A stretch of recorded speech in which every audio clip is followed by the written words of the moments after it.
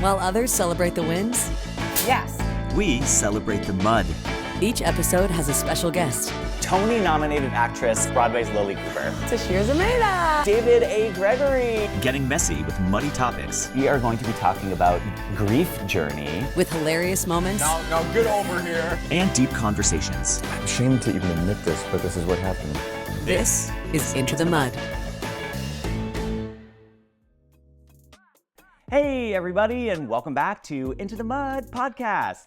While others celebrate the wins, We celebrate the mud. We are coming to you from the Barrel Lounge at the Mullen West Village in New York City. It's my favorite intro every time. I love time. every time. I'm Alex Cuman. and I'm Drew King, and today we have a very dear special friend on the podcast who I'm super, super excited to have here today, the amazing, the incredible Kyle Taylor Parker. Thanks for having me. Oh my gosh, I'm like over the moon joyous that you're here. This is so exciting. I love this. Yes. So Kyle and I are new friends, and I'm so happy that he will be a lifelong friend. I'm certain of it now. We just met doing, why was my instinct to say Into the Woods? I was gonna be, we just met doing Into the Woods. Jersey Boys. No, I made that up. We just did Jersey Boys, correct. So we met doing Jersey Boys out in Sacramento, and we first bonded over the trauma of having to get rid of our mustaches. Yeah. And they're both back now. Yes. You had to get rid of yours too. We both did. How long does it take to grow that back? I guess, when did we close? We closed September 1st or something like Yeah. that. And so it's been about a month. About a month. But we both have like substantially full mustaches now. Like this also looked pretty good last week too. So I would say like 3 to 4 great. weeks. Yeah, absolutely. And my barber messed mine up last week, so I'm starting again. Oh, but it's no, okay. it's It's okay. But it looks great though. Thanks. Same to look you. really It's so good. solid. Mine was lasered off in 5th grade, but I'm sure I could have given you both a run for your I money. love it. Oh my God, I love it. Incredible. So yes, Kyle and I met doing this production of Jersey Boys out in Sacramento with one of our other guests, Donnie Kerr. Donnie Kerr, Donnie yep. Kerr was on last week, which Oh was my really God, I love delightful and him. fun. And okay, so we're gonna rattle off the credits so people know So who you many. are and where you come from. So many. Credits. But we're gonna try to get the Cliff Notes versions of it. Okay, so you're originally from Wisconsin. Yes. You made your Broadway debut in Kinky Boots on Broadway, obviously on Broadway, starring Billy Porter. And you were how old? 22? I was a baby. Yeah, I was 23 when I got the job. Yeah. Wow. Also, for another episode, amazing audition story about how he booked that. It was really incredible. Oh, okay. Yeah, really Okay. special. Unless you want to give like a Cliff Notes version about it. I was on the road. I had to fly in to audition. It was a 2-part audition kind of a thing. I had to barter with the producer of the show I was in to let me miss the last show for my final callback. Did my final callback for Harvey, Jerry, Cindy, everyone. Got the job the Lauper. next day and celebrated with a stranger at a sunglass shop when my agent called me. Boom. That was really solid. Thank That you. was great. Love that. Love that. It's incredible. And then eventually you took over for Billy Porter when Billy Porter left the show, Yeah. which is incredible. So then now you're like 24, starring in a Broadway show, Yep. which is incredibly remarkable. And then you ended up going on the road. You played Lola, which is the role that Billy Porter originated. You play Lola. You originated that role on the tour. You've also were in Charlie and the Chocolate Factory on Broadway. You did, which I love, the Jesus Christ SuperstarLive with John Legend and Sara Bareilles, which was like Oh, that's amazing. Because you did that. production. That's when I Yes, saw you and do we that were in doing it Chicago. at the same time-ish because there were 2 of your cast members. Heath, you did it, It was yeah. Heath, and there was somebody else, I can't remember who, that left the Jesus Christ SuperstarLive and then went straight into rehearsals with us because then Heath played our Jesus in Chicago, which Alex saw. I did. So yes. So Kyle was in the live production. Amazing. Yeah, the Jesus Christ SuperstarLive. It was remarkable. That's awesome. You're also an incredible singer, and so you do a lot of concert performances. You've covered them all. You've done Birdland, you've done Green Room, you've done 54 Below, in the Midnight Theater, which I love. And what is the new space that you've been Oh, performing in? So-and-so's. I just opened a new venue. Yes. I was the opening act at a new venue. With Awesome. a lot of Where is fancy that? people. It's in Hell's Kitchen on 52nd and 8th. It's a speakeasy. Go through the Okay. blue door and And it's just what, like nightly music, nightly acts. They do burlesque. Everything happens there. Oh, Yeah. fun. Ooh, we should It's go. 100%. Well, I think we're let's going on October 10th. Cool. We'll talk about that later. Yeah. We'll get the schedule out later. Cool. Yeah. Discussion to talk come about it later. post pod. Great. Cool. Love that.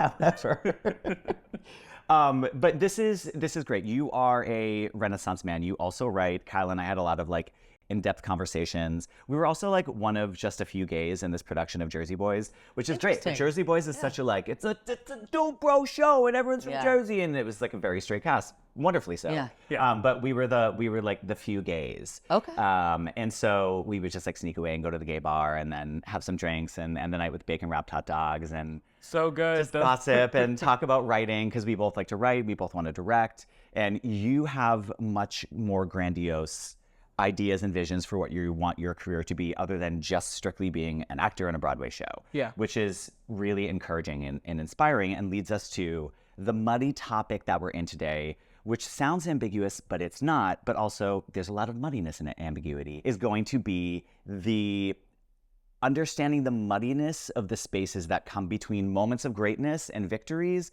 and then the fallout that comes next, which is the mundanity. And how do you reconcile who you are and what your identity is in those spaces? And Sort of like the valleys that come between the valleys. Yeah. Exactly. Okay. And there's a lot of figuring out where you stand and who you are as an artist and who you are as a person in those spaces. So I'm going to open up the floor for you to elaborate on what that means for you and how you're currently feeling. Yeah, I think it's something that's a muddiness I've been navigating since I was 23 years old. And like that space, sometimes it's the space between gigs, but sometimes it's just the space after a thing. Like you do a big, great show and you're incredible and you're on fire, you feel alive, you feel directly within what you're supposed to be. And it's almost worse when it's not acting, when it's like your heart and soul, and then afterward you're at the bar and everyone's walking up to you and it feels great, and then you're home alone in like a hotel room or something, and you wake up and you're like, and now what? Now there's like life and rent and health insurance and da-da-da, and like, you know, navigating that weird space and staying grounded in it, because you can also I have also gone in the opposite way of like, I'm a genius. I'm fabulous. I should have everything in the world. And no, you can't live there. No one can live there. So finding the balance of being a person who can achieve great things, who can make their life happen, and also just still being a human who has to have breakfast and like eat and sleep and, you know, that kind of stuff. How do you navigate that? I still really don't know. Sometimes it's good. Sometimes it's like, well, I've lost the plot. But, you know, It's such a I love what you said about like when you're on that high and you're like, I'm the best. I still like have trouble with this. I struggle with this a lot of like within stand up, right? Like having a great set and being like, I'm unstoppable, like I'm so good at this, and then however much you attach yourself to that outcome is the same way that you attach yourself when it doesn't go your way. So to whatever degree of closeness, it's the same when you have that fall down, right? So like if I have a bad set, I'll also be like, oh, I'm a piece of shit. Like I'm bad at this. I'm not good at this. And it's how do you detach yourself from, I guess, the work that you do, but also like just how do you let go of this stuff and just come and show up every day? I think for me at least, it's been lifelong. Like I don't have it figured out yet. I do know that and we talked a little bit about this, but this idea of like doing a big thing in your career or getting a big job. I remember the first time I did something for Comedy Central. It was a really big deal for me. It was my first like stamp, right, of approval from the industry, right? And the show itself went amazing. I crushed my set. I had an amazing night. And then about a half hour after I was done, I was like, I felt completely empty. I was like, what's next? Like, what? That's it? Now what? What's the next thing I'm supposed to chase after? And I guess good for you, but I guess like there's still so much more to do. And it wasn't until the next day where I was like sitting and really reflecting, and I hadn't moved to New York yet, but I was about to move in a few months. And I realized like, oh, you have like, this is the lifestyle. Like, love that you have created this life for yourself where you get to do comedy and you get to live in New York and you get to, like, day to day, you get to do these things rather than focus on the individual event. Like, that was the big light bulb moment for me of like, you get to do this every day. And some days you're going to have the treat Some days you get to have the big show, and some days you get to be in the bar and everyone's coming up to you after, and some days you don't. But what's the middle ground of that? Yeah. What was the fallout, not fallout, but what was it like for you post Kinky Boots? Because that's such a massive experience to have at such a young age, especially being so fresh in the biz. I mean, God, if that had happened to me at 23, I don't know how I would have taken it. Yeah. And then also the follow up after that is, of course, it has to be that post Comedy Central, post Broadway debut. Like, what's next? Like, and of course, we live in this world that values uphill trajectory of being like, okay, like your Broadway debut is here, but then you get a Grammy, and then you get an Oscar, and then you have an EGOT, and then then you have a multi-million-dollar corporation because you have a makeup line. It's like there's this need to keep building and growing. Did you feel the urge post Kinky Boots, which is such a massive gig? Did you feel the urge to be like, I can do a million things now, or did you let yourself rest and then kind of get lost in the rest? Did you feel grateful for the rest? What was that like for you? Yeah, great question. I think that moment in my life set me up for this like endless life of creativity. Thank you for calling me a Renaissance man. I aim to be, and I forget that I kind of am, and it all kind of started then. So I'll try to be quick because it was such a big part of my life. Can I ask how long you were on? How long did Kinky Boots run, or how long was your role in that? My life in the show, just in the show in general, was probably about 3 years of my life. Okay. In from some capacity. You said 23 23 to 20. maybe even 26. Because then when I left the show, I came back and I did it someplace else, and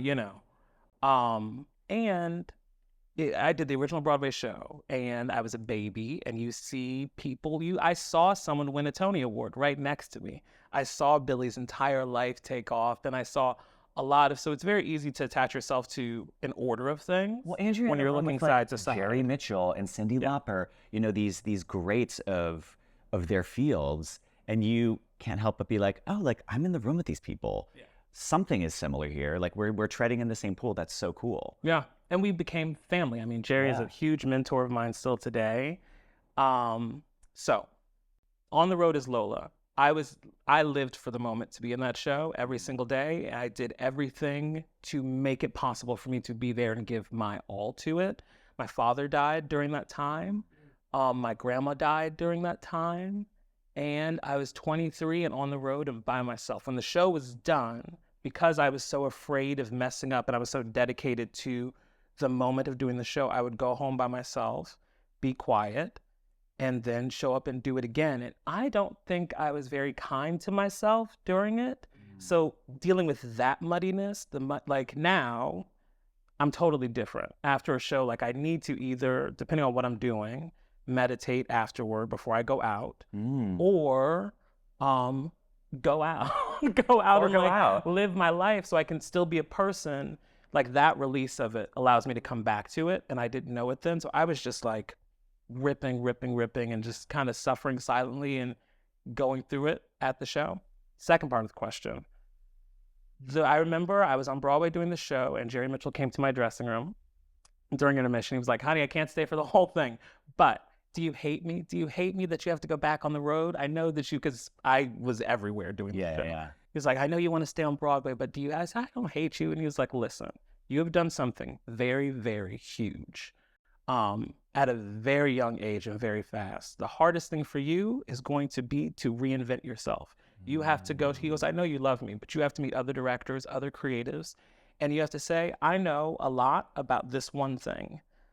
Can you teach me about the thing you know? And if you keep doing that every place you go, you're just going to keep getting better and better. But you cannot walk into the room and say, I'm Lola. So this is how the scene goes. This is how, he's like, it's too early and you don't know. That saved me from falling into the trap of what the next thing should be a Tony Award. So when I left the show, I was really eager and open to do everything the opposite of what that was, which I did. I did Finian's Rainbow at the Irish Rep in a basement. It's a glorious basement. My dressing room, my seat was in front of a door that swung in, and it had a sign on it. On the other side, it said, "Do not open." every single night. Boom. Like I'm just getting hit by this door. I'm like, this is not like Lola at all. Theater. I love my life. I love this career. And so from there, I've just kind of continued to walk through whatever door opens up that feels right, I guess. I hope that answered the question. No, that does. It definitely does. It's so funny. The whiplash of the high highs and the low lows is so real, of like, and how close they can be to one another. I think there is something I do like about having a really low low after a high high, because it humbles you. Yep. It's like, hey, sit down.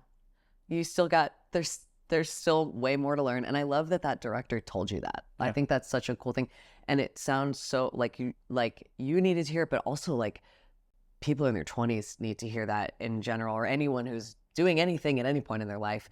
But what you were saying about having to, like not knowing what your process was at that age and only really now learning it, I think it's so helpful to hear someone be like, here, like, this is just a little tidbit of information for you to know, like, yeah. Yeah. It's helpful. I do think that responsibility, there is a lot of that responsibility that falls on the creatives and the directors and the choreographers to help usher and guide younger artists through the business. Because I think that sometimes if they don't, I don't know, it's like I wonder, especially like uber famous like child actors, like are directors sitting down with them and being like, hey, like, we're going to take care of you, stay away from these things, or this is a healthy way to move through the business. You're going to get a lot of attention. This is not going to be an actual accurate representation of what reality is. So I think that's really valuable and special that Jerry did that and said that for you, because I'm assuming that someone probably did that to him when he was first making his way into the Broadway community, because he also started young as well. So I'm certain that somebody probably set that aside for him, because I don't know him well, but from my outside perspective, he's had like a really rich, healthy career and like a healthy existence within the business, which I think is very important, that a lot of performers in the business don't have or don't get, or don't have someone setting it up for them, that like, okay, like this is how you need to take care of yourself. Did you find yourself falling into, or even still, like now when you have the lulls and the down moments, do you find yourself falling into any sort of like vices or self-medication?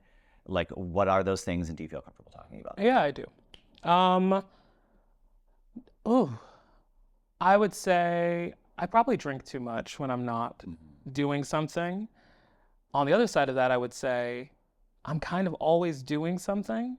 So like, and I don't mean that to say like people are always hiring me. I mean, I'm addicted to being creative, I think. Yes. And so, and it's not like a thing of like feeling, oh, I should be doing something. No, I just have a list of a million ideas, big ideas for my life, and that feed me. And I don't feel like if I sit around waiting for someone to open the door for me, they're just going to happen. So I make them. Yeah, I would say that's the big thing. Creation and fun. I'm also a Taurus, so like I love food and being out and all those things, and clothes and all that. So that's probably over shopping, overeating, over drinking, and laughing a lot. I mean, those are beautiful vices. My vices are like, I'm gonna go collect STIs on Grindr and drink way too much alcohol. Gotta Like, those catch 'em all. Gotta catch them all, Pokemon. I'm half kidding. Again, sometimes I feel like I'm ruining my chances for every Hinge prospect if they're listening to this podcast. LOL. No, I find myself falling into, I don't know, I think I let myself ride the waves too much. When I'm on the high, I am on the high of like, I'm in a Broadway show. I get to walk in this Broadway door every day. This is a gift. It's amazing. It's incredible. And then when I'm not doing something, I'm like, oh, fuck, I'm terrible. I'm stuck here catering for these rich people who don't even care about me. Blah. And like, I let myself go to those deep, deep valleys. I'm learning later in my life and with therapy and like a little bit of medication, I'm learning how to find stability amongst that and not let myself get so high on the highs and not get so low on the lows. Do you find yourself more of a stable middle ground person, or do you find yourself riding the highs and the lows? I think I'm a stable middle ground person-ish.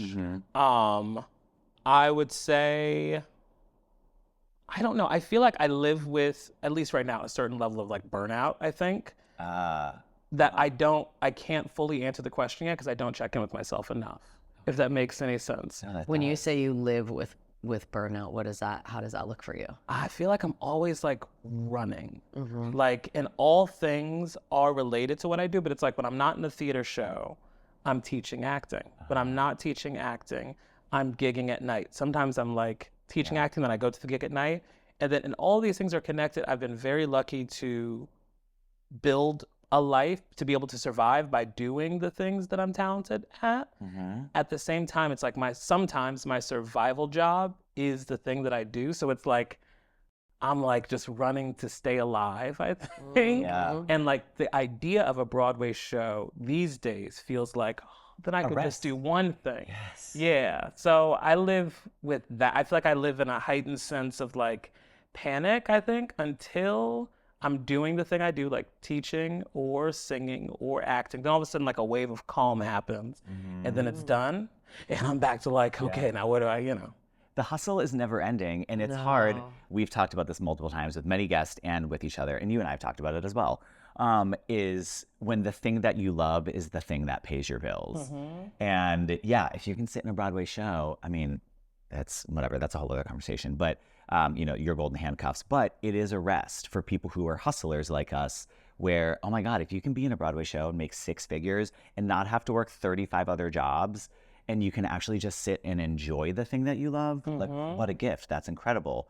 But on the flip side, if you have a really exhausting Broadway show or you have a really hard, heavy track that's vocally demanding, then the thing that you love and the thing that pays your bills can then become a really heavy chore.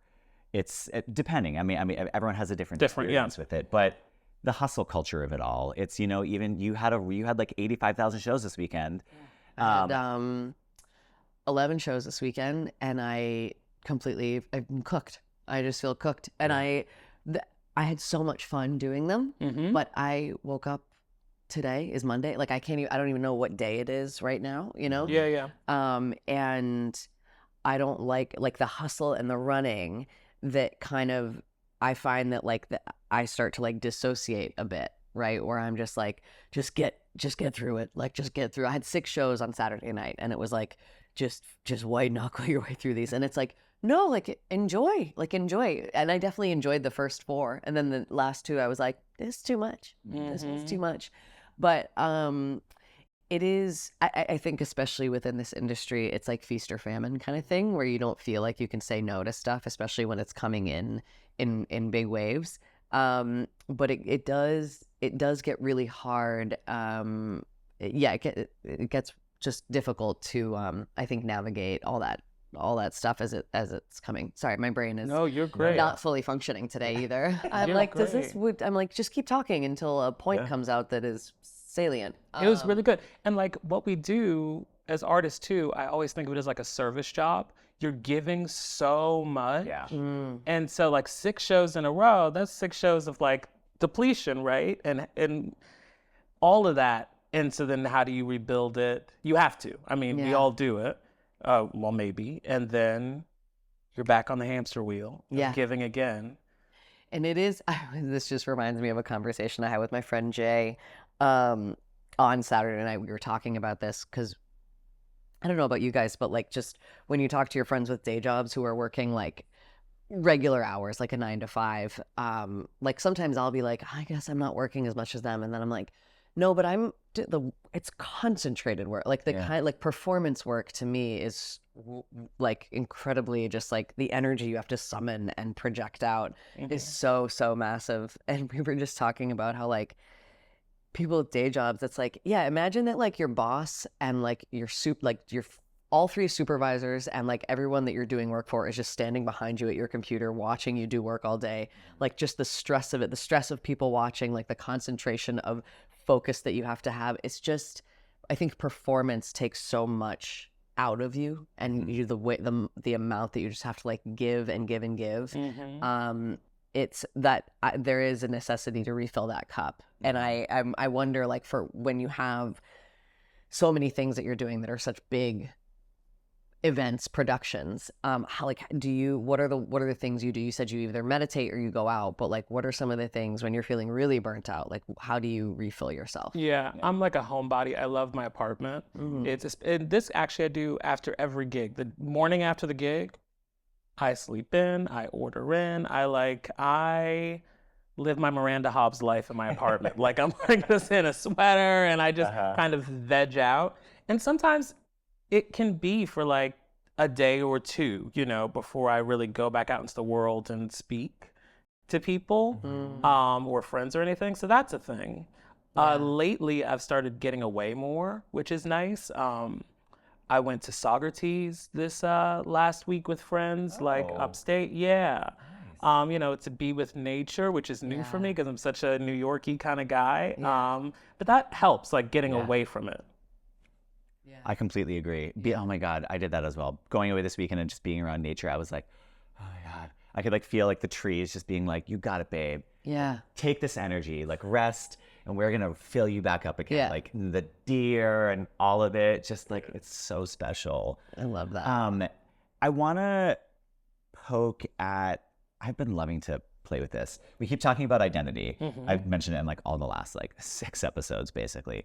But only because it's a huge challenge for me to find ways to figure out who am I, what do I like to do that isn't related to my passion, my skills, my craft, and the thing that pays my bills. Yeah. So because we have a tendency to be like, I am an actor, I am a writer, I am an accountant, I am a doctor. Like we have these things that we force ourselves into these bubbles, and that's the way that everyone interacts with us in the world as well. And my therapist is always challenging me to be like, no, but like, who are you? And what do you like outside of the thing that causes the this? Do you ever ask yourself that question, or do you have, what are the things about you that challenge your identity outside of the? What are the things about me that challenge my identity outside of the biz? Or how, or how would you define your identity outside of, you know, writer, creative, hustler? Yeah.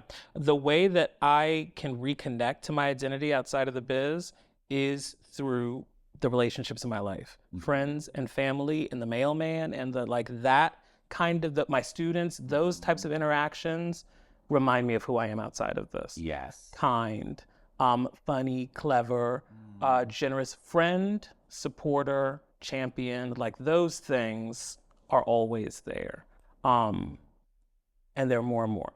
I went through like a time where I was like probably in a show actually and really lost. That's when it happens the most for me, coincidentally, when I'm like in a musical or in a play being someone else and you do the same thing every day and you're summoning feelings that you've experienced but you're not experiencing them right now. Sometimes I get a little lost. And I did this thing where I started, I guess it's affirmations. My therapist didn't tell me to do it. I just started where I looked in the mirror and I would tell myself like who I am. And I find that really helps. And sometimes I'll say the thing that I really forget the most, like, you know, you're beautiful, you know, you're a sexual being, you are, you know, things that you need. Wow. That's helpful though. Do you ever have spirals where you're like, I don't know what I am? That's when I go to the mirror. Because like, No, that's such a, feel that all as the you were time. talking, I was like, I don't know how to answer that question. I know my therapist asked me that and I kind of was at a loss because I tie like sure, comedian, fine, but like I tie so much of my identity to what I do. Are you guys familiar with the Enneagram system? Yes. So it's like numbers. You take like a test and it gives you like the number that you are. It's 1 through 9 and it's each number has its own like kind of way of going through the world. I'm a type 3, which is a human. They kind of view themselves as a human. Only 3? Oh, should be higher. Okay. Yeah. Well, it's not on this scale. 3s define themselves as human doings and not human beings. Oh, so man. they are constant like work.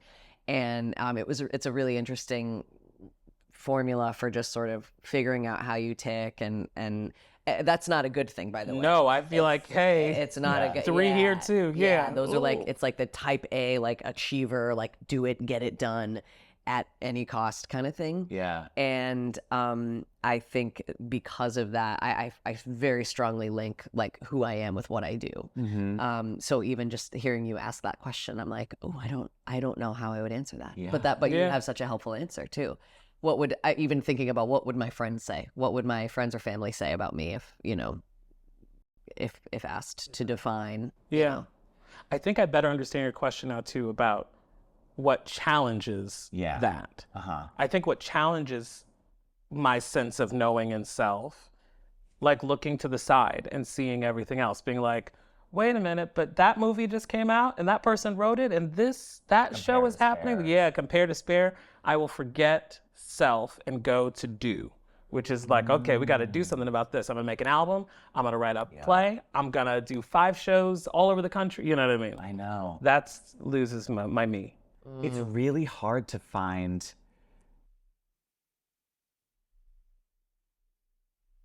He's always saying, like, you are good enough as you are now. You are lovable as you are now. And I'm always like, yeah. But I still got to go to the gym. And, like, I'll be more loved if I get another Broadway show. Or if I have this much, it's like my brain always goes to the, like, yeah, I hear you. So, actually, I want to ask you, when you, again, only because I struggle with it.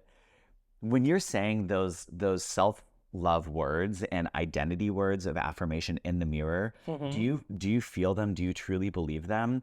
Because I feel like when I try and do that, I'm like, okay, I guess I love you because my therapist told me to say this. The mental like, versus yeah, like, it's like being able to connect the brain. Like I can logic myself into it, but I can't make myself feel it. Do you feel that your brain and your heart are deeply connected, like when you're saying those things, or are you trying to logic yourself into believing it? Ooh. I think I try to logic myself into believing it until I believe it, because I won't move on to the next one until I believe it. So I'll repeat it. And if I can't get past it, done, until I come back to it, and I will repeat it. I'm going to take that with me. I love that. That's really helpful. I think I'm trying to like, okay, I'm doing it because I was told to do this. And then I'll say 10 things and I'm like, well, I don't feel better because that exercise didn't work. All right. It is a daily practice to reverse that sort of whatever way of thinking, the negative self-talk, the self-loathing. I've been like slowly turning the corner on that lately. I started doing this thing that this woman like Star Monroe, she has this great podcast where she talks about the second that you like gain consciousness in the morning from sleep is like one of the most important times of the day to just plant the seeds for how you are going to talk to yourself or be for the rest of the day. So I used to like wake up from sleep and be like immediately like, can't believe you didn't wake up with your alarm. You didn't do enough yet last night. What are you gonna like? Well, you have so much to do today. Just immediately inundate myself with all of the bad, right? Now I just wake up and I'm just like, hey, how you doing? I love you. Like that's it. Just that simple little like phrase has really helped me start my day on a way gentler foot than I ever have before. And it really is like truly a daily practice. Because even now, after years of having to first identify the negative voice as it came up, which it's such a little secret, it just walks around in a little cloak and is like, you don't often notice it. But going from identifying it to actually changing it is a whole nother step too. But I love that, like the repetition of it. And like, just like, nah, I'm going to keep showing up until you get this. Yeah.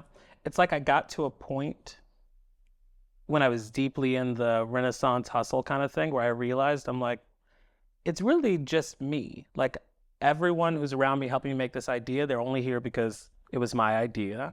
Same thing with your agents and your people and whatever the dream is that you're going. Now, this is definitely number 3 personality, but and so I want you to I'll send you the I need to information. take it. It's a fascinating framework because it shows, do you know what you are? I don't actually. I haven't done it. I did it like we should 10 do an years episode ago. on that. It's a really interesting framework because it just shows you where your strengths and your areas of growth are too, within the context of it. Yeah. And like once I realized like I had to take care of me, I think that's why I do it, because I'm like, you can't fall apart. This like if you fall apart, then it actually all goes down the line. So I guess that's where the mirror thing happened, because I realized I had to take care of that thing too. Do you do that every day or only in moments when you're feeling like low and vulnerable? Moments when I'm feeling low and vulnerable. Wow. I want to go back to when you said you meditate after shows. What kind of meditation is it? What kind of meditation do you? Simple, like to a little app on my phone. I think it's called Calm, I want to say. Yeah. I did Calm for a few years, yeah. It was during that Lola time, my voice teacher, we were having a session. I think I just like burst into tears and he was like, I don't think this is ever really going to go away for you. Like, what do you do after the show? Because you're just like wide open and then you run out to the stage door afterward and everyone's like talking to you and you're signing and you still have tears in your eyes. Like, that's not okay. Like, I feel like you need to put her away and then come out. And so that's what started it. I was like, okay, fine, I'll just do a 10-minute thing. And I was definitely like an eye roll. I was like, oh, Tom says, so whatever. Yeah. But then I started noticing, I was like, this works for me. Like, when I'm done with the thing, I just need a little second to myself, close the eyes. And sometimes it's not an eye close. Sometimes it's literally just sitting there and being like, okay, that happened. And then I can move into the next thing. Yeah. I guess I've spent the majority of my career in the ensemble. So I've never had to really tackle like a big, heavy role like that, especially Lola's that's a significant role. And I remember I went to go see, they were doing Off-Broadway the last 5 years. It's this musical, it's a 2-person cast. It's essentially about, it's a breakup musical or divorce musical about a relationship. And they start at opposite ends of the spectrum and then they cross in the middle and then they end at the opposite end of the spectrum at the end of the show. So by the end of the show, it's like someone has to start the show deeply sad and depressed and frustrated. And then the other person has to end the show like deeply sad and frustrated while their counterpart is like happy and joyful. And I just remember watching like, I think it was Betsy Wolfe maybe. Yeah. Off-Broadway. I think it was Betsy Wolfe. Adam Cantor. And yes, that's right. And I remember during the bows, like, you know, he was just like peppy and kind of joyful because he ends the show on an up note. And she just sings that final song and she's like still crying during the bows. And I remember thinking, I can't imagine what it must be like for you to have to take these bows, take in accolades from people right now when you're just like internally like devastated, and then go out and talk to people at the stage door. So I think that's so brilliant that your voice teacher said that about take a moment, reset, put her away, because those emotions do bleed into your life. Yeah. And it can get muddy to separate them. And it's funny too, like I'm moving to a different part of it, but like on our identities, the parts of us that, you know, like being a comedian, sometimes you actually need that sense of self to help you in a space that, you know, you need to kind of take up more space. So like Lola, needing her energy sometimes helps me, where I'm like a very easygoing kind of a person. You are, yeah. And sometimes in this industry, that's not the way to be. I need to actually be the idea of KTP, not KTP. Make any sense? But it's like knowing when to leave those parts of you behind. Like, when does it help you? When does it hurt you? That's like an ego. What do you think the idea of KTP is? Ooh, that's a very good question, because I'm probably wrong. Someone would probably tell me, actually, it's not that. I think that the idea of KTP is very confident, fabulous, kind. These are all good. I think the biggest one would be sometimes people expect me to be over the top, I think. Because sometimes behind the microphone, a thing happens that's like, I don't know who that is, but yeah. I think that's such an interesting, like, just, I think about that a lot because I have lately been considering, you know, what we do is very extroverted, but I absolutely am not, I would not consider, I consider myself an ambivert, right? So like extroverted when I need to be, but having that necessity of introversion afterwards to recharge the battery, where like I prefer time alone. I prefer stretches of time alone and quiet and small groups and being, you know, not, but I think a lot of people just assume like, oh, you must want to be around people all the time because it refills your cup. And I'm like, no. It completely does the opposite. Yeah. Like that's the last thing after a show, after a bunch of shows, all I want to do is go home, not talk to anyone for like a couple days.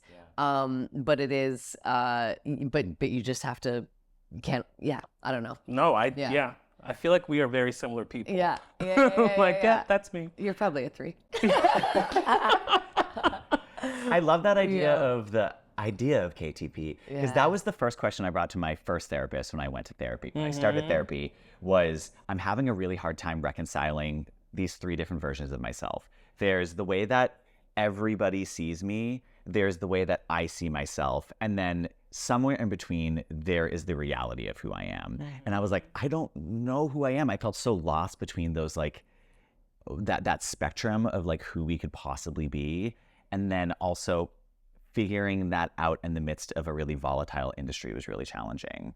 Where do you think you fall in that? Like, do you think you're actually more the version that people see of you, or do you think you're more of the self-assured, confident version that you see, or is it somewhere in between? Or the idea of it, like, do you find yourself leaning more towards this like bigger version of it? I think that over the last 3 years, I've really invested in becoming more myself and putting more of that out there. So I don't feel as much of the disconnection as I used to. I think before the pandemic, there was like who I show up as in the auditions and then who I show up as in my own projects. And then that began to, like come together. Yeah, during the pandemic, I made my second album, and then I don't know, like over the last few years, I think I'm in the zim zum of who I am. So I think those things are real because KTP is like my Madonna. Like I've made that person and I allow people to see it. Yeah, and then I think I'm more comfortable with leaving other people's perceptions away. Like they have nothing to do with me. Like a casting director probably will never 100% get to know the things that I know about myself and where I can go as an artist, as a person, and all that stuff. In the midst of your creative journeys, it sounds to me like you often find a lot of confidence in that and a lot of restorativeness in making a new album or building a performance or writing. You're doing a lot of writing now, which again, I guess I'm putting a lot back on myself. I'm like, in moments of creativity, I find deep insecurity. Do you have pockets of insecurity and confusion and feeling lost? Or is it always like, no, like I'm loving this and I'm swimming in the pond of creativity? And what is the creative space for you like when you are simply creating and not performing? Yeah, I think my creativity is fueled by deep frustration. Okay. Because I'm like, I want to be doing this thing. Outside sources are not letting me do this thing that I keep showing up to do. So I guess I'll just make it myself. Yeah. Okay. And that's also my impatience because I know things are supposed to happen their own time, but I'm just number 3 in and I'm going to wear myself out. And I'm like, I'll make it out. So it's not until after I've made the thing. Like, I think this is the first year I've been able to look back, and because I've been singing a lot for my albums and I have to show musicians, I'm like, here, you can find it on iTunes, that I've stopped and been like, how cool is that like, my creation exists here. Now the confidence is in it. But when I was in it, I was like, this could be awful, but I have no choice but to do it. The same thing with this play I'm writing. I'm like, you know what? I could be laughed out of Manhattan, but I'm probably laughed out of an audition room for all I know. I don't know. So I might as well just write this thing. Yeah, because you don't have control over it anyway. It's irrelevant. You have to just do it. Yep. Deeply. I needed to hear that. Word. I love it. You're so inspirational in that sense. It feels do the thing, write the thing. You can have I love that you've had these moments of great victories and triumphs, but that instead of of course you're grappling with some frustrations and confusion and loss in the midst of the fallout of it, but you're also finding moments of grounding and like restorativeness and taking care of yourself. And it sounds like you found, through being lost and scared and confused, you have found tools that are now aiding and helping you now, which is really delightful to hear. And it tracks. I get that energy from you. Like I can feel and see that. This has been beautiful. Yeah. Thank you. Thanks for having me. No, it was really great. What a beautiful conversation. It's so delightful. We wrap up every episode with rapid fire 10 questions. Amazing. So we're gonna let it rip. We just whatever comes to your brain, top of mind, as fast as you can. Are you ready? I'm ready. It's very high stakes. Yeah. Okay, ready? Favorite day of the week? Wednesday. Peanut butter and jelly or peanut butter and fluff? Peanut butter and jelly. Invisibility or super strength? Invisibility. Favorite school subject? Oh, English. Cats or dogs? Dogs. Would you rather swim with sea turtles or fly with geese? Fly with geese. What is your biggest fear? Oh, God. Oh, my biggest fear is being injured and surviving, like having some awful accident and living. Wow, that's deep. Dream role. Originating role in a musical. There's a specific one, but it's mine. Kill, fuck, marry. Ursula, Cruella, Captain Hook.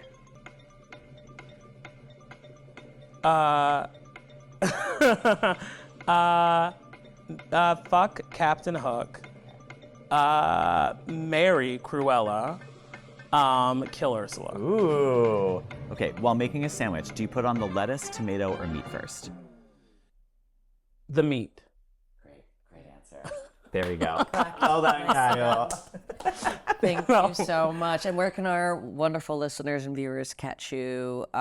Social media or anything coming up? I am KTP Way on all social media platforms. Great. Amazing. And website is KyleTaylorParkerOnline.com. online.com. Amazing. Any upcoming shows you want to plug, or is it in the works? In the work. Okay.